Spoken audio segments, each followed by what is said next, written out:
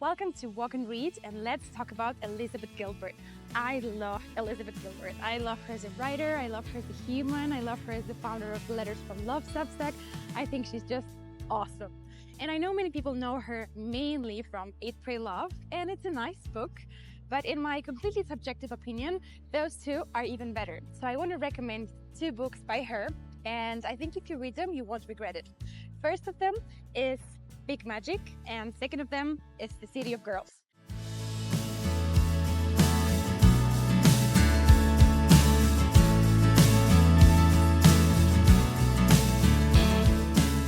I think Big Magic is just this small little reminder that everybody's creative and that you should live your life with curiosity, not necessarily passion, and that creativity is something that is available to everybody. Even if you're not an artist or if you think you do nothing related to creativity, it's still a great book for you. And it has one thing I particularly like, and then it's a list of reasons why you are probably afraid to do something new or to write or to draw or whatever it is that you're doing. I'm gonna look it up for you.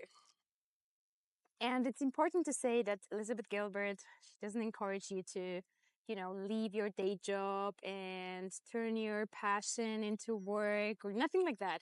It's really something much lighter and much more optimistic and positive. Okay, here it is. So the list is really long. I'm not going to read it in whole, but it says something like, let me list for you some of the many ways in which you might be afraid to live a more creative life.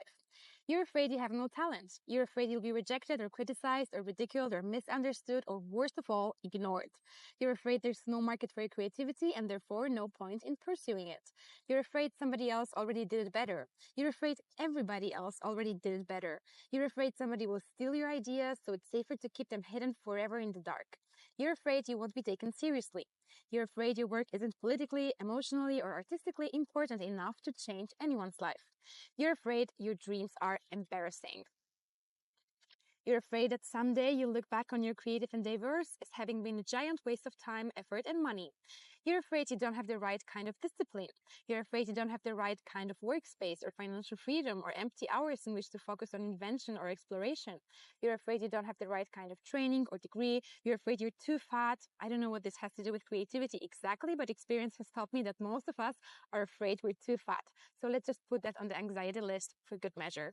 You're afraid of being exposed as a hack or a fool or a dilettante or a narcissist. And it goes on.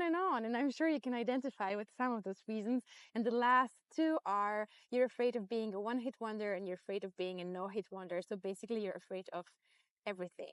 And she says, listen, I don't have all day here, so I'm not going to keep listing fears. It's a bottomless list anyhow, and a depressing one.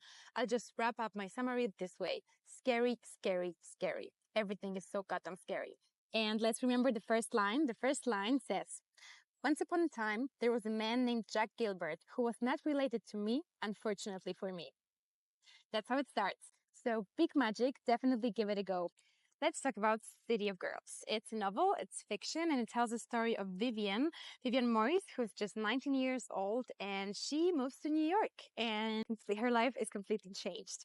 And it has this incredible feeling of colorful theaters and artists and just females on their way to conquer the world, I guess. But it is also about mistakes that we make and can never be repaired. It's about love, of course. It's about family. It's about friends. It's about life in a big city and female pleasure. And it's just really beautiful. And I really loved it. So let's have a look on the first line and the favorite quotes. The first line in City of Girls says, I received a letter from his daughter the other day. I received a letter from his daughter the other day, and that's how this book starts. So a letter that Vivian receives is just the pretext of telling the whole story. And my favorite quote. In my experience, this is the hardest lesson of them all. After a certain age, we are all walking around this world in bodies made of secrets and shame and sorrow and old unhealed injuries. Our hearts grow sore and mishappen around all this pain, yet somehow still we carry on. I know this is not the most optimistic quote, but I really liked it and it has particularly touched me. And before we finish, by the way, Elizabeth Gilbert has announced that her new book will be coming out in September this year, and it's called All the Way to the River. So let's be prepared for this one. So I hope you will give them a chance. Let me know if you like them and share your favorite quote. And of course, enjoy the view.